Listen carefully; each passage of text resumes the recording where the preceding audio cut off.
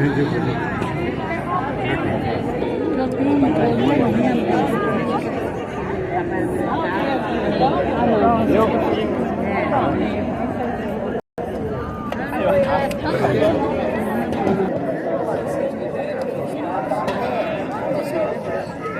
que fazer uma boa.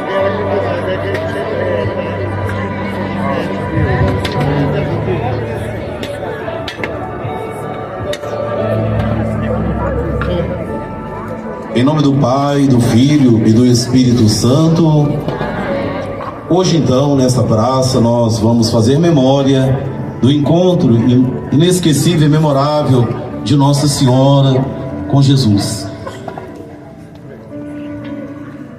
Mas ainda nós estamos impactados, naturalmente ecoa dentro de nós, porque nós, orientados pela nossa igreja, mãe, mestra, e pela liturgia, celebramos no domingo. No domingo, nós celebramos a entrada triunfal de Jesus em Jerusalém, entre as folhas, os ramos, as flores, onde também o grito daquela gente que aclamava Jesus com cantos e hosanas. Nós tivemos então essa realidade, como eu dizia, iniciando a procissão dualista, uma liturgia que começa com uma realidade festiva, como tantas vezes acontece em nossa vida, para que depois, no entardecer, a coisa tomasse uma proporção tão triste. Nós, tendo entrado com Jesus em Jerusalém com facilidade, adentramos com Ele também numa ceia da qual nós fazemos parte toda vez que nós celebramos a Sagrada Eucaristia. Naquela ceia inesquecível, Jesus, que já nos deu um grande presente, Ele mesmo entre nós, o Emmanuel, agora Ele nos enriquece com o sacramento que amanhã nós vamos poder reavivar e renovar o nosso sim, o sacramento do sacerdócio. Mas Ele também, tomando do pão, do vinho, quer se imortalizar entre nós com o sacramento da Eucaristia. Além de nos dar essa preciosidade dele mesmo, como alimento que fortalece a nossa fé, a nossa esperança, Jesus ainda quer nos plantar no coração e na nossa mente um mandamento, sem o qual nós jamais teremos amizade com Ele. Eu vos dou um novo mandamento: amai-vos uns aos outros, assim como eu vos tenho amado. Ele quis fazer entender que nós nunca seremos cristãos se nós tivermos a atividade de construtores de muro. Quantas vezes nós construímos muros, muro entre mim e eu mesmo, muro entre eu e as pessoas. Jesus, para impactar e surpreender aqueles amigos, Ele se despiu da sua veste festiva, tomou de uma toalha e também uma bacia com água. Até então os discípulos não viram nada que pudesse trazer um certo desconforto. Mas quando Jesus se aproxima do primeiro e, ao modo de um escravo, abaixa-se, despe o pé da sandália e lava os pés, isso provocou um silêncio angustiante, porque eles tinham ainda a imagem do Cristo triunfante que entrou em Jerusalém para reinar. Houve até entre eles o desejo de alguém sentar à direita e à esquerda. A vez de Pedro, ele reclama: não, tu não me lavas os pés, porque Pedro ainda estava todo tomado dessa condição que muitas vezes nos pega também. Ele queria o poder, ele queria mandar, ele queria subjugar, ele queria vingar.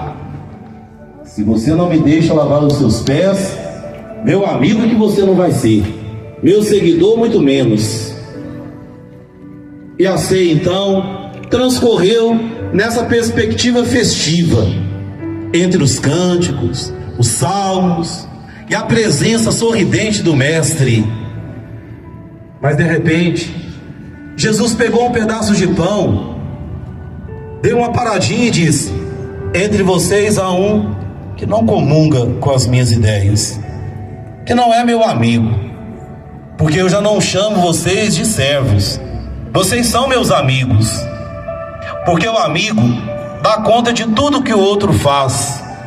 Não há segredo, não há muro, não há barreira, mas um entre vocês não é meu amigo.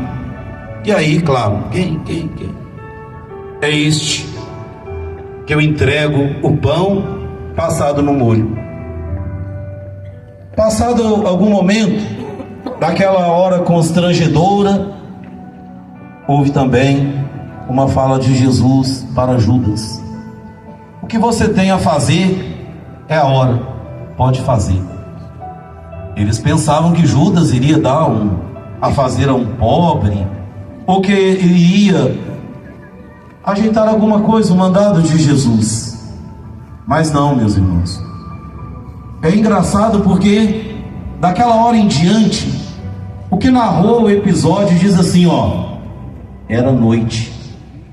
Não era noite como nós estamos aqui. Era noite porque Judas já estava mergulhado nas trevas. Quantas vezes nós também, iluminados, seja pela luz artificial, ou seja o grande astro, o sol, também estamos imersos às trevas. Quantas vezes a escuridão toma posse de nós. Nós às vezes falamos: fulano está possesso, está babando, está aí pulando, está se jogando no chão. Quantas vezes isso não passa de uma realidade psicológica? Então, fez o que ele não devia fazer. Fez o que também nós não devíamos fazer.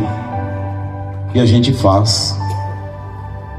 Então Judas, ele já estava com o firme propósito de trocar Jesus, de vender Jesus, de entregar Jesus. Ele, sabendo que o Sinédrio estava com muita vontade de ter mão em Jesus, então Judas foi lá no Sinédrio e negociou a venda, a entrega, a traição de Jesus.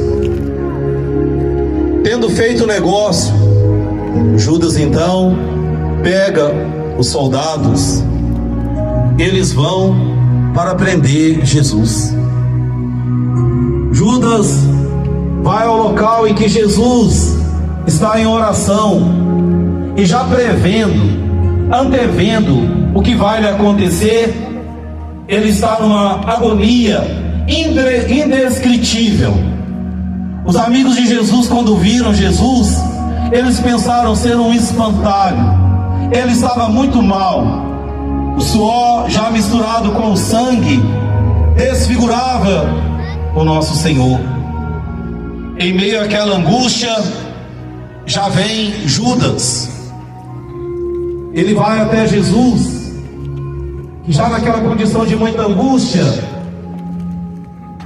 olha para Judas e faz uma pergunta da qual ele já havia se comprometido de ser com seus amigos: Judas, aqui vem meu amigo. Judas não responde nada. Ele não pode responder. Não há como ele responder. Caso ele tivesse que responder, ele diria: eu estou aqui com os soldados para, através de um beijo, sinal que deveria significar ternura, amor, amizade, eu vou te entregar, porque eu te vendi. Eu não quero a sua amizade. Eu não fui o seu amigo. Tudo que o Senhor me ensinou, para mim não valeu nada. Eu não aprendi sobre a fidelidade. Eu não aprendi sobre a perseverança. Eu não aprendi sobre o autoequilíbrio. eu estou aqui para te arrasar, para te entregar. E foi deste modo que Judas, com um beijo, entregou Jesus. Agora Jesus, prisioneiro, é levado a 6 caminhos. Embora nós hoje celebraremos com mais cuidado o caminho que leva Jesus à mãe, a Jesus, mas Jesus fez 6 caminhos. O primeiro caminho, ele vai do Getsêmani à casa de Caifás, aonde ele é julgado, onde ele é ridicularizado, onde ele é cuspido. Na casa de Caifás, a trama já está montada. O julgamento da madrugada, o julgamento da escuridão, o julgamento do engano, o julgamento da traição. Ali Jesus já é esbofeteado, maltratado e arrasado. Depois deste caminho, Jesus é levado à casa de Herodes. A casa de Herodes significa o local da bebedeira, da sensualidade. João, eu não mandei assassinar João. Como é que vocês estão dizendo que este é João? Na casa de Herodes significa todas as vezes que nós também procuramos depor contra a vida. Herodes é filho daquele que mandou assassinar as criancinhas. É aquele que provocou uma das dores terríveis de Nossa Senhora, a fuga para o Egito. Que nós também possamos entender que a casa de Herodes se torna a nossa casa quando nós não queremos de jeito nenhum Jesus, que nos orienta: quem quiser vir após mim, assume a sua cruz, renuncia a si próprio. Jesus é levado à casa de Pilatos. É este, naquela ocasião, governador. E ele, Pilatos, também ridiculariza Jesus, tendo chamado Jesus para um local de privacidade. Pilatos verifica que Jesus é inocente. Mas se Jesus é inocente, por que culpá-lo? Porque Pilatos é covarde. Ele tinha medo de perder a sua posição. Quantas vezes o medo, a covardia nos faz também amedrontados de quem somos? Quantas máscaras nós temos? Quantos medos que nós temos de dizer a verdade sobre nós? Um dos medos que nós temos é de perder o amor das pessoas. Quantas vezes, motivados por este medo, nós nos mascaramos, sendo fingidos, dissimulados. Pilatos então declara: eu não vejo mal nenhum neste homem. Mas se você não solta Barrabás e não condena Jesus, nós vamos te denunciar. Ele então, temeroso de perder a sua posição, tenta agradar aquela gente, dizendo: eu vou mandar açoitá-lo, flagelá-lo. Aqui 2 realidades para nós pouco familiares: açoitar, os chicotes; flagelar, chicotes acompanhados de algumas garras que rasgavam o corpo de Jesus, que arrasavam com o corpo de Jesus.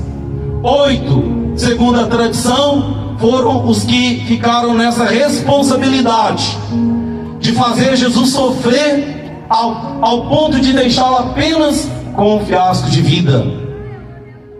E ali, caríssimos irmãos e irmãs, Jesus já praticamente sem força, esgotado de tanta pancada, de tantos insultos, como se isso não foi o suficiente, zombando de Jesus porque diziam que era rei, confeccionaram uma coroa de espinhos e enfiaram na fronte de nosso Senhor.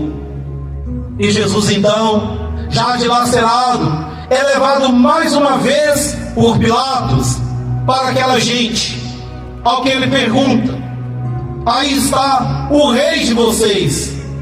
Nessa hora, parte daquela gente: rei não, nós só temos um rei, o que reinava sobre Roma. Nós celebramos a festa de Jesus Cristo, Rei do Universo, mas aquela gente renunciou Jesus. Só aquela gente? Não. Quantas vezes nós também renunciamos Jesus? Renunciamos Jesus com os nossos jeitinhos.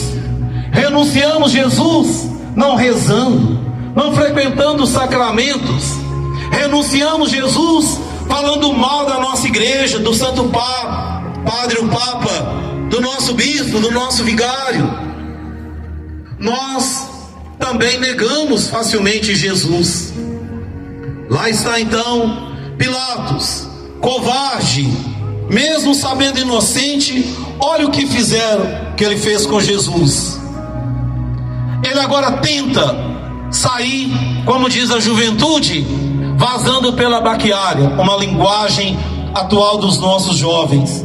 Quando ele então chama um condenado, um assassino, um que tinha toda uma sorte de situações duvidosas na sociedade, ele então propõe: vocês querem este ou vocês desejam Barrabás?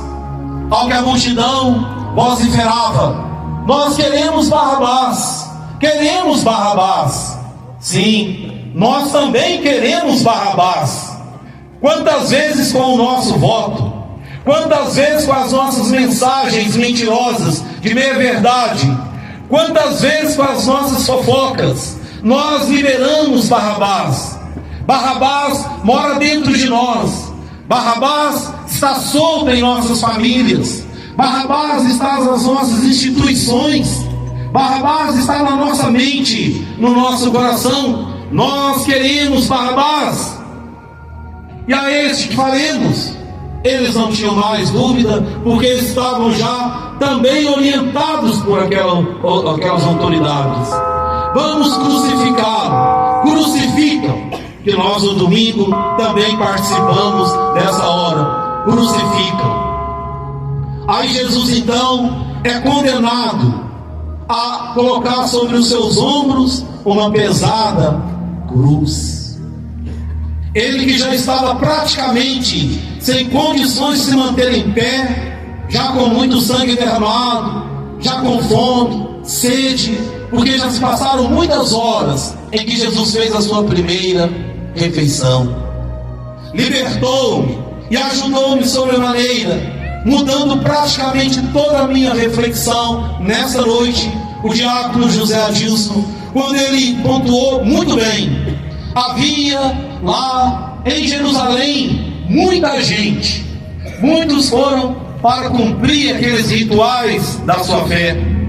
Muitos, além de cumprir os rituais da sua fé, eles foram desejosos de se encontrar com Jesus para agradecê-lo, de se encontrar com Jesus para ouvi-lo, de se encontrar com Jesus para também alcançar alguma bênção, alguma graça para si ou para os seus.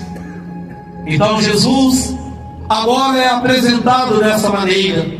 Quando nosso Senhor sai daquele ambiente injusto de julgamento, de condenação, de açoites, de maus tratos, de humilhação, Jesus então começa uma jornada difícil, da qual agora também teremos que dizer: um caminho de cambaleante, um caminho de humilhação, um caminho de abandono, um caminho de incerteza. Será que ele nessa condição vai dar conta de chegar? Vai dar conta de chegar até o local da crucifixão? Eis então, caríssimos irmãos, Jesus andando em passos desordenados. Nós, na nossa via sacra, meditamos Jesus caindo 3 vezes. Nós jamais teremos a ingenuidade de acreditar que foram apenas tais as suas quedas. Jesus caiu muitas outras quedas. A queda do peso da humilhação pública, a queda dos gritos que depunha contra a sua beleza como Deus e homem. A queda dos empurrões, das pancadas, dos chutes, das pedradas. Cada queda, Jesus ajuntava forças, porque ele estava, além de caminhar naquele caminho de sofrimento, fazendo um outro caminho, o caminho que chegava até nós, pela via do amor, o caminho do compromisso com o Pai, pela via da sua proposta de nos redimir. E lá vem ele, caindo, cambaleando, sofrido, carregando a sua pesada cruz. Lá vem ele com o peso dos nossos pecados, pecado da nossa indiferença da fé, pecado de deixarmos a esperança, pecado de as grandes afrontas a nosso Senhor. Como iluminados pela pregação do diácono José Adilson, acertamos que Jesus também, em meio àquela multidão, tinham pessoas que queriam vê-lo, e quando viram Jesus naquela condição, duvidaram se de fato era ele mesmo. Dentre estes, algumas senhoras chorosas, impactadas, machucadas, incontidas, que diziam: como é isso? Por que fizeram isso ao Senhor? Elas estavam ali como representando aqueles tantos que receberam a bênção, a graça. Elas estavam ali representando aquela que teve um meio-dia tão atravessado, tão machucado, tão prejudicado. Mas naquele dia em que, por volta do meio-dia, Jesus chegou sedento, mais sedento ele estava de convertê-la. Ele encontrou com a samaritana, ela que fora buscar a água e teve a dita de se encontrar com Jesus, e agora ela encontrou a fonte da salvação.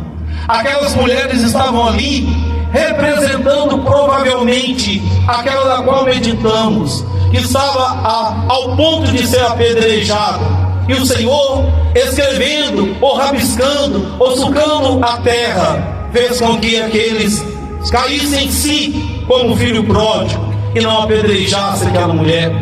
Aquelas mulheres chorosas estavam ali representando também Zaqueu, aquele que por cima de uma árvore temia ser visto, porque era uma atividade muito ridícula. Ele foi encontrado por Jesus. Zaqueu, desça dessa árvore, meu filho, hoje eu irei à sua casa e faremos uma refeição. Aquelas mulheres ali estão também representando através das suas lágrimas, através dos seus lamentos, quantos que Jesus teve a dita de se encontrar e transformar as suas vidas. Os 10 leprosos, lembram? Em que um apenas voltou para agradecer Jesus. Aquela que também corajosamente enfrentou a multidão e pensou: ao menos tocando na veste de nosso Senhor, quem sabe eu me libertarei dessa enfermidade que há 12 anos levou o meu dinheiro, levou a minha paz, levou a minha saúde. Me refiro àquela que tinha uma hemorragia incontida. Aquelas chorosas mulheres, caríssimos irmãos e irmãs, representa também aqueles outros tantos, dentre eles um que Jesus curou de uma maneira tão curiosa, dizendo: os teus pecados estão perdoados, dizendo e ensinando-nos que há um tipo de pecado que nos adoece, que há um tipo de pecado que nos lança no leito, que há um tipo de pecado que arrasa com a nossa vida. E Jesus, forçado por aqueles algozes que tem pressa em vê-lo morto lá na cruz, não tem muito tempo para consolá-lo, senão dizendo: mulheres de Jerusalém, representando todos estes que o Padre Aparecido nomeou, e outros mais que ele não disse: não chorem por mim, chorarem por vocês próprios. Augusto Cury brilha ao tematizar essa questão, dizendo: nunca houve na história alguém tão ferido, tão machucado, tão destruído, que ainda nessa condição tirasse força para consolar os desconsolados. Ele que estava desconsolado, agora consola. Ele que estava chorando, agora enxuga lágrimas. Ele que estava condenado, agora querem tirar estes desta condenação. Não choreis por mim, chorais por vós mesmos. Eles têm pressa que Jesus caminhe, mas antes que Jesus volte a sua caminhada, caríssimos irmãos e irmãs, alguém avisou João, amigo de Jesus, discípulo amado de Jesus. João, discípulo amado, há uma tarefa que você tem que cumprir, tarefa dolorosa para nós, quando também nós temos que levar a alguém uma notícia triste, uma notícia que alguém faleceu, que houve um acidente, que alguém se machucou. Onde está João? Eu preciso de você, porque você tem uma tarefa a cumprir. Caríssimo João, temos que ir a uma missão sem igual, que a humanidade às vezes passa despercebido. Onde está o discípulo amado de Jesus, João?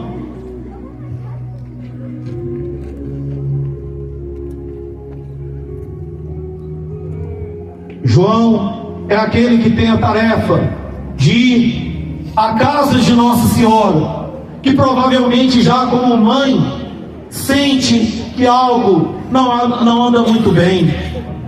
Ela pressente o sofrimento do filho em joelhos, em oração. Ela já pressente a dolorosa tarefa. Portanto, nós devemos com João e a casa de Nossa Senhora.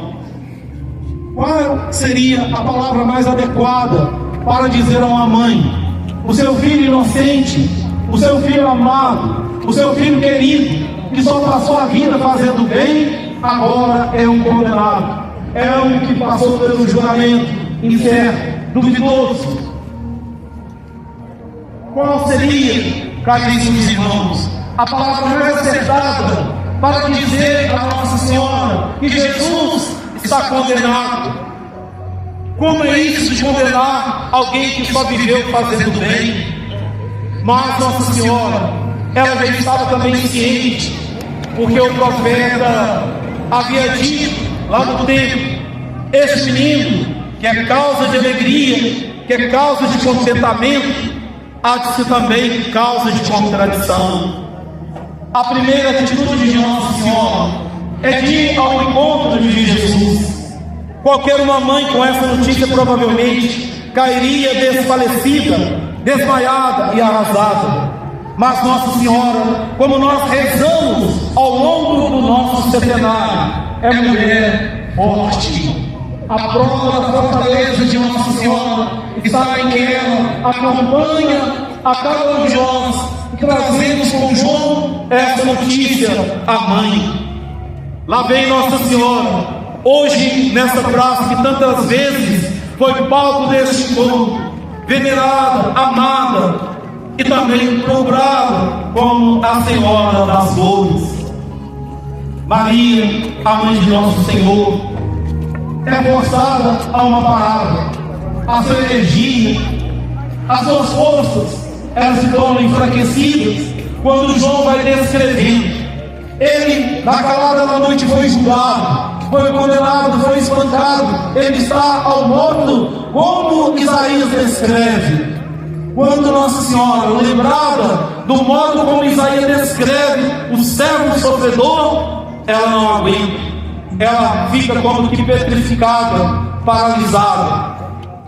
E aquela turba que querem ver Jesus sacrificado, os soldados que forçosamente, mandados por aquela autoridade, forçam Jesus a andar. E lá vem nosso Senhor, um caminho de sofrimento, um caminho de dor, um caminho de queda. Lá vem aquele que veio para nos redimir, para nos salvar, aquele cujo caminho, como descreve uma passagem da Bíblia, subiu aos montes, às ladeiras, para levar apenas a boa nova. Agora ele está praticamente impossibilitado de dar mais alguns passos. Cai naquela praça da avenida da dor, do sofrimento. Ah, caríssimos irmãos, estes caminhos de Jesus dos quais falamos, este caminho que Jesus percorre, do qual também é tema de nossa reflexão, que força o encontro com sua mãe, faz-nos pensar também na nossa vida, com os nossos caminhos. Nós percorremos muitos caminhos, caminhos da religião, caminho da descrença, caminho da amizade, caminho da inimizade, caminho da verdade, caminho da mentira, caminho de construção de pontes, caminho de construção de muros, caminho que leva à vida, caminho que leva à morte, caminho que nos leva distante de Deus e da família, caminho que nos leva ao encontro e reencontro com os nossos, caminho que nos faz caídos à beira da estrada, caminho que nos faz, como sirineus, ajudar aqueles que estão caídos na beira da estrada. Nós, na nossa vida existencial, também temos os nossos caminhos, caminhos que nos faz cair na beira da estrada, na poeira do sofrimento, na enjoada dos nossos pecados, e também caminho de solidão, caminho povoado de quem quer nos apedrejar, de quem quer nos trair, de quem quer nos machucar, caminho também daqueles que erguem amor para nós, querem nos ajudar, querem nos salvar. Então a nossa vida também são estes caminhos. Ajude-nos, Senhor, com Jesus os passos, que os nossos passos sejam para caminhar para a terra como os hebreus da libertação, não o caminho que nos leva à escravidão, não o caminho que nos leva à maldade, não o caminho que nos leva a condenar, a julgar, a maltratar, a açoitar as pessoas. Ajude-nos, Senhor, a fazer este caminho. Recuperado um pouquinho das energias, lá vem aquela Mãe de Deus e nossa mãe. Quantas vezes, caríssimos irmãos dessa praça, mesmo os idosos que tantas vezes ouviram e viram, se comovem. Quantas vezes os jovens, vendo, comovidos este encontro, pensam também nas suas vidas e nos seus desejos de reencontrar a si mesmo, a Deus, os valores que nos diferenciam. Ah, caríssimos irmãos, Nossa Senhora agora é capaz, mesmo que um pouco longe, de ver e quase irreconhecível o seu filho. Ah, meus irmãos, que teria acontecido no coração de Nossa Senhora? Que teria acontecido no coração de Jesus? Porque todas as vezes que nesse sermão nós dizemos neste encontro, é muito que natural que se diz, e diremos sempre, o que ele sofria e muito ele sofria. Em seu corpo dilacerado, Nossa Senhora sofria em seu coração. Tal é a dor de Maria ao ver o seu filho nessa condição, que quem quis pensar na iconografia pontuou: Maria traz uma dor como que uma espada traspassando o seu coração. Dizemos isso numa das dores. Prometi voltar a ela. É uma dor insuportável, não apenas, é uma dor mortal. Qual notícia temos de que alguém transpassado no coração por uma espada tenha sobrevivido? Então Nossa Senhora é uma sobrevivente por amor, é uma sobrevivente porque um dia ela assumiu essa missão. Ela é uma sobrevivente porque comprometida com o projeto redentor.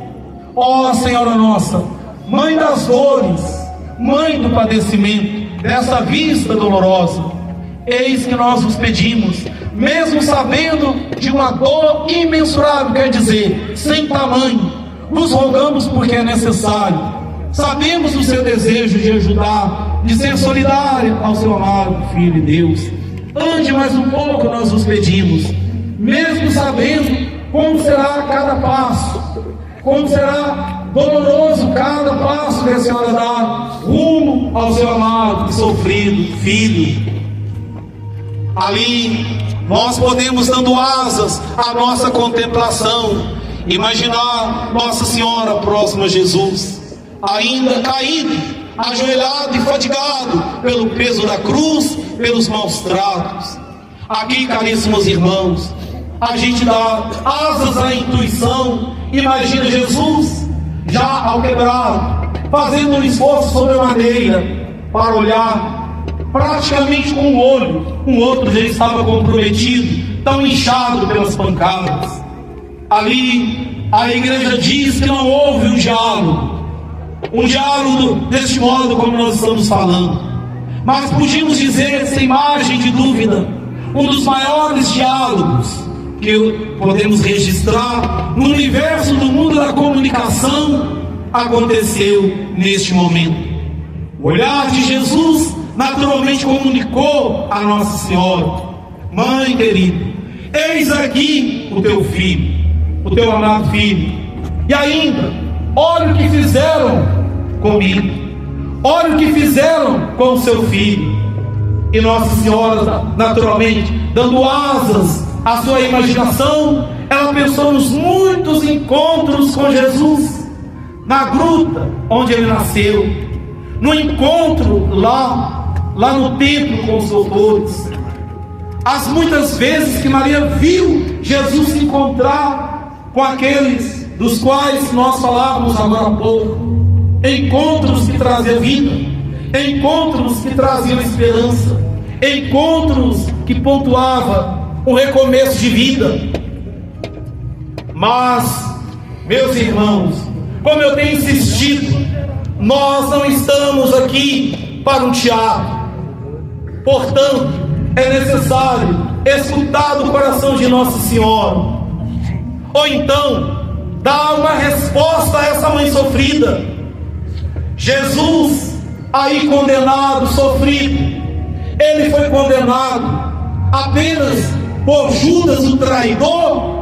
Mas quantas vezes nós traímos, recebemos na nossa língua a hóstia que é Jesus, e mal saímos da igreja, já estamos condenando, já estamos falando mal, já estamos destruindo.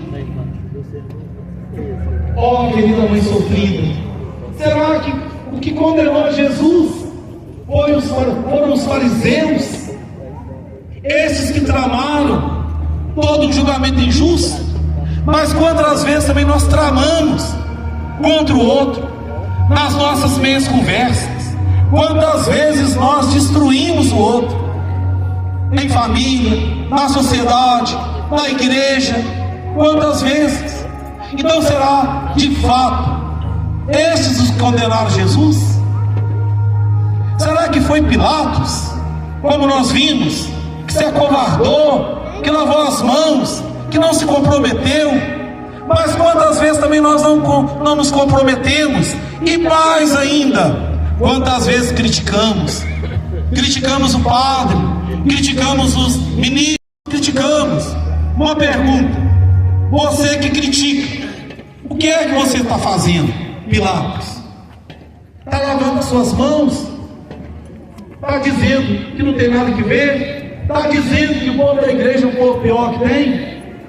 Quantos de nós não podemos, em sã consciência, dizer a Nossa Senhora sofrida? Quem condenou foi Pilatos. Mas então, quem teria condenado Jesus? Pedro, aquele que por muito pouco negou. Você não participa com ele, não? Não. Mas você não é amigo dele? Não também. Mas você não estava no grupo? Eu nem conheço esse não. Quantas vezes nós também, numa rodinha de uma bebida, de uma festinha, ou perto de gente que seu importante, nós negamos a fé, nós falamos mal da religião, nós falamos mal da nossa paróquia. Então nós não podemos de jeito nenhum dizer, Santíssima Mãe de Deus, que quem condenou e levou Jesus a viver essa realidade foi Pedro, o que negou. Mas então, querida mãe, não teria sido Deus, o Pai, a causa dessa realidade, uma vez que ele poupou Isaac e poupou tantos outros, e agora silencia ao sofrimento de seu filho, que lá no Getsemane reclamou: Pai, se é possível, afasta-se de mim tanto sofrimento, e dá na mesma dizer este cálice. Mas por amor, por desejar a nossa liberdade, prova de amor não há maior do que o pai que entrega seu filho para viver essa condição, para nos redimir. Senhora Mãe, Senhora das dores, acúmulo de sofrimento, Não teria sido culpado Ele próprio, Jesus, por nos amar, por nos desejar a liberdade, por nos querer o melhor? Não teria sido Ele o culpado para pagar o nosso resgate? Todos estes, e nós também, Senhora Mãe, somos os que patrocinamos, porque esse sofrimento de Jesus, nós sabemos muito bem, não está apenas nesse registro, desta imagem que lembra Jesus carregando a madeira numa haste vertical e horizontal. Essa cruz da qual nós, da América Latina, temos padecido. A cruz dos muitos que são ainda analfabetos, marginalizados, marcados pelo sofrimento do preconceito. Quantos são os que nesta hora carregam a pesada cruz? E quantas vezes nós não nos damos conta que nós confeccionamos essa cruz, impomos essa cruz sobre os ombros dos irmãos. Ah, caríssimos irmãos, é bem verdade que os soldados não deixaram, não criaram uma oportunidade para que Nossa Senhora pudesse se aproximar. Mas nós, tocados pela nossa sensibilidade diante de tamanha dor, gostaríamos de proporcionar a Nossa Senhora que você chegasse um pouco mais próxima a Jesus. Ah, caríssimos irmãos, essa proximidade lembra, como talvez a muitos de vocês, quantas vezes nós chegamos próximo à nossa mãe. Que beleza, que céu aqui na terra, o segurar as mãos de nossa mãe, o beijo de nossa mãe, o afago de nossa mãe.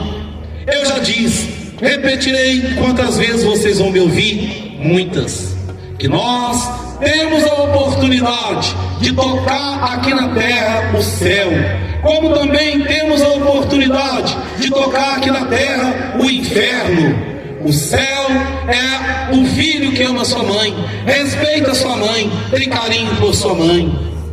O inferno é quando nós na nossa indiferença, somos ruins para com as nossas mães, esquecidos das tantas graças, das dedicações que ela destinava a nós.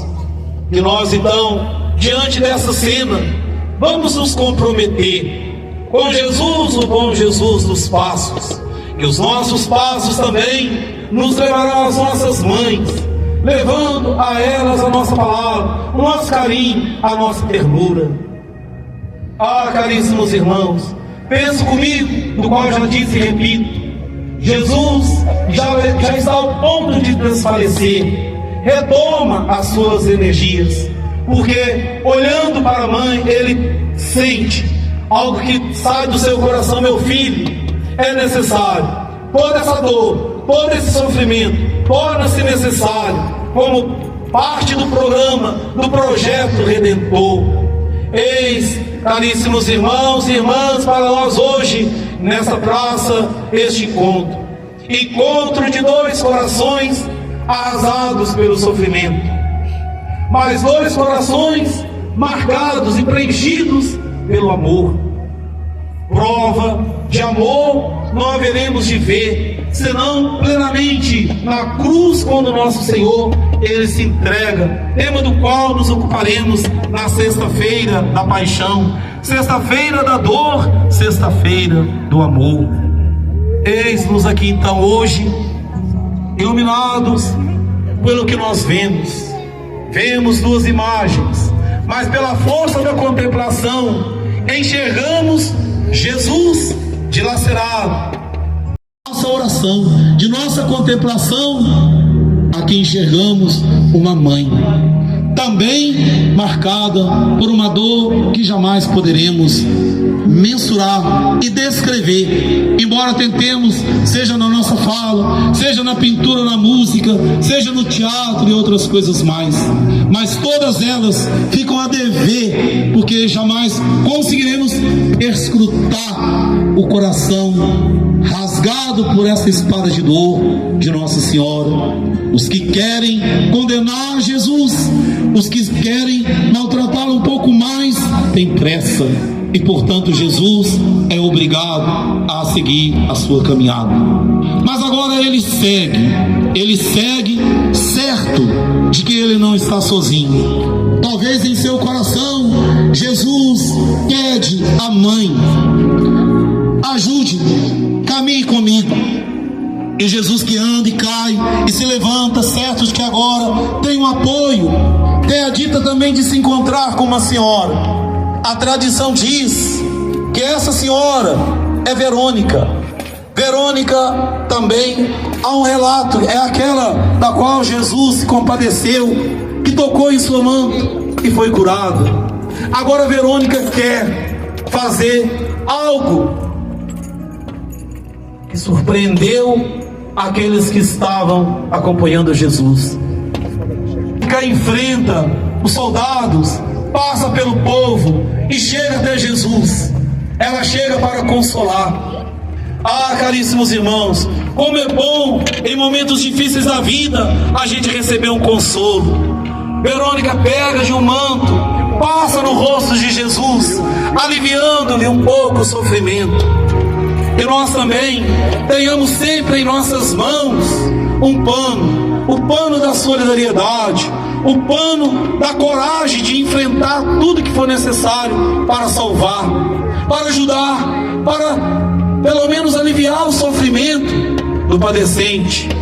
E Jesus, que sempre quer nos dar a bênção, quer nos mostrar da sua gratidão, permitiu que Verônica tivesse naquele pano estampado a sua face, como que dando a ela um retrato do seu sofrimento, da sua dor, do seu padecimento, mas como dando a ela também um registro do seu amor.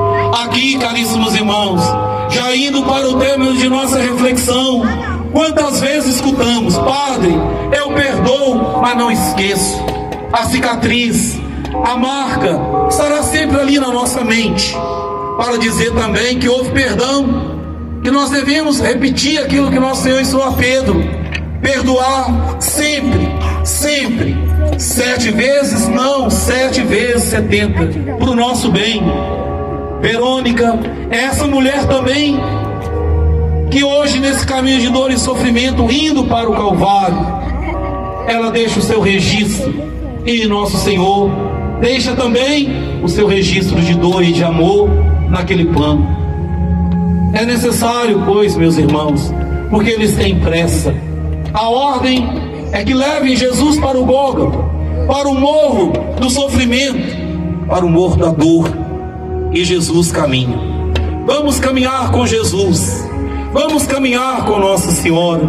Sem meio àquela gente havia os que gritavam, vociferando para matá-lo, aqueles que apedrejaram, cuspiam, empurravam. Havia também muitos que choravam, um choro de compadecimento, um choro de compromisso. Ele me curou, dizia um. Ele ressuscitou o meu filho, dizia a viúva de Naim. Ele recuperou aquele amigo que nós o levamos para curar. Enfim, havia em meio àquela gente má, muita gente boa, muita gente comprometida, reconhecida e agradecida a Jesus.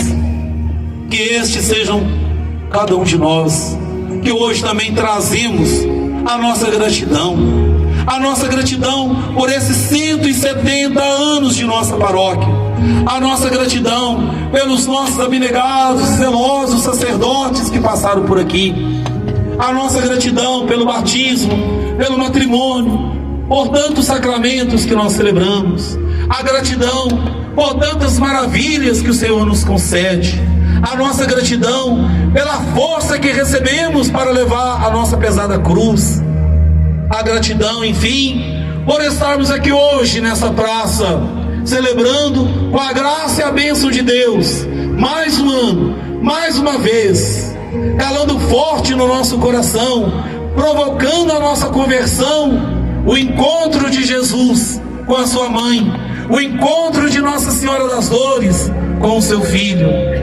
Vamos caminhar nas pegadas de Jesus.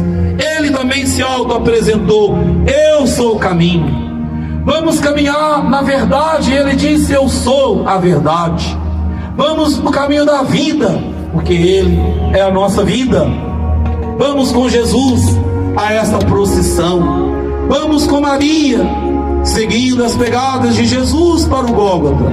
Lá poderemos contemplar, eu já adiantei, o amor feito dor, o amor feito entrega, o amor feito morte, para nos dar e devolver a liberdade e a vida. Assim seja.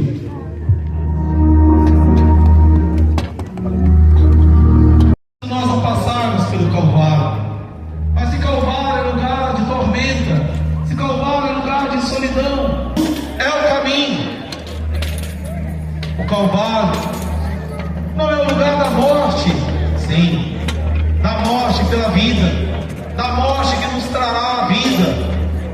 Temos que ir também, cada um de nós, ao nosso Calvário, Calvário da enfermidade, Calvário dos maus tratos, pelos preconceitos e orgulhos, Calvário da fome, da marginalização, Calvário. Quantos são os Calvários da nossa vida? Quantos são os Calvários da nossa caminhada existencial? Calvário, lugar em que nós precisamos, se quisermos, no domingo proclamar que a vida venceu a morte, que a vida sempre vencerá a morte e o sofrimento, quando estes estiverem unidos ao sofrimento da cruz redentora de Jesus. Calvário é também a Eucaristia, onde nós celebramos a paixão, a morte e a redenção de Jesus e a nossa. Calvário, caríssimos irmãos, é para lá que nós estamos indo. Caminho de queda, caminho de dor, caminho de solidão, mas também caminho de mãe que segue os nossos passos, que nos orienta, que nos ajuda, que nos consola. É caminho de dor, mas é caminho de amor, de uma mãe corajosa que segue seu filho, segue as pegadas de seu filho, ela não abandona o seu filho. Nossa Senhora da nossa vida, meus irmãos, nossa cruz, nosso padecimento se tornam mais suportáveis quando nós sabemos que temos uma mãe que caminha conosco, que fica conosco.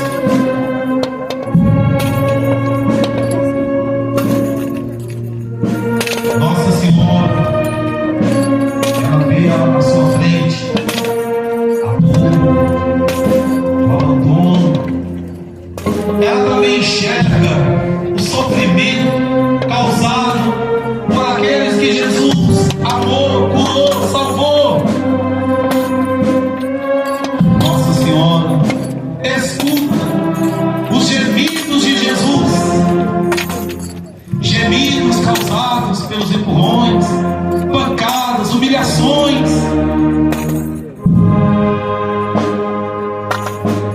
Nossa Senhora padece em um rio, os gemidos causados pela cruz que rasga os ombros de Jesus, pelos pés já tão machucados. Vamos seguir em procissão para o Calvário.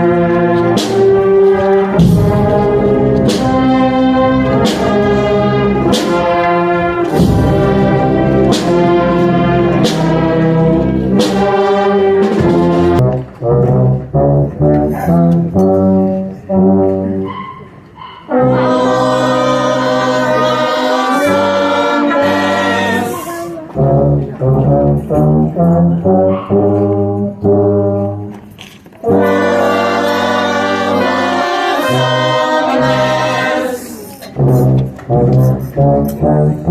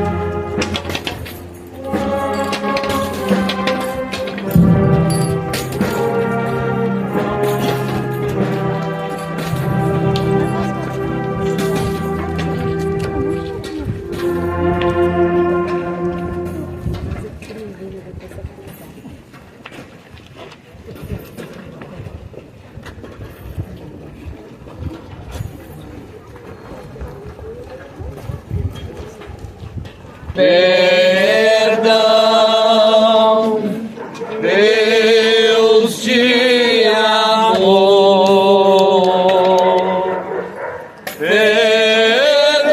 Perdão, Deus clemente.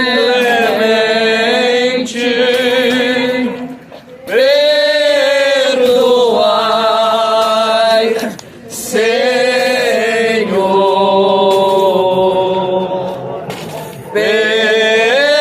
Perdão, Deus clemente.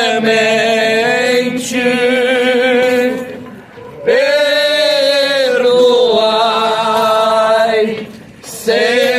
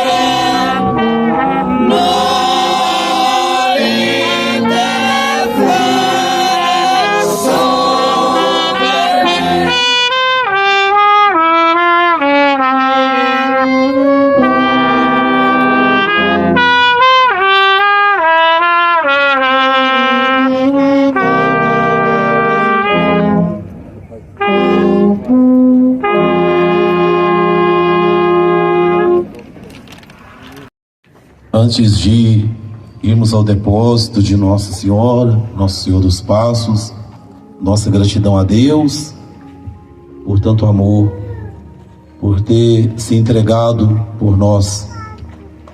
Nós sabemos de fato que foi um trajeto muito doloroso, muito difícil. Olhar para o lado e ver pessoas que Ele amou tanto, pelos quais Ele veio trazer uma boa nova, e ser tão ridicularizado, doía talvez tanto quanto as feridas provocadas pelos espancamentos, açoites. Foi difícil. As nossas dores, as descrições que fala da ida de Jesus para o Calvário, surpreende também, porque Ele, como tantos outros que foram supliciados desta maneira, agia de um modo que foi surpreendendo o povo. Ele não fala nada amaldiçoando, Ele não tem rancor, Ele não tem ódio no seu coração.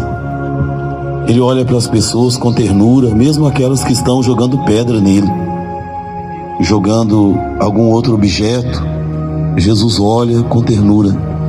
Num dado momento Ele vai dizer: eles não sabem o que estão fazendo.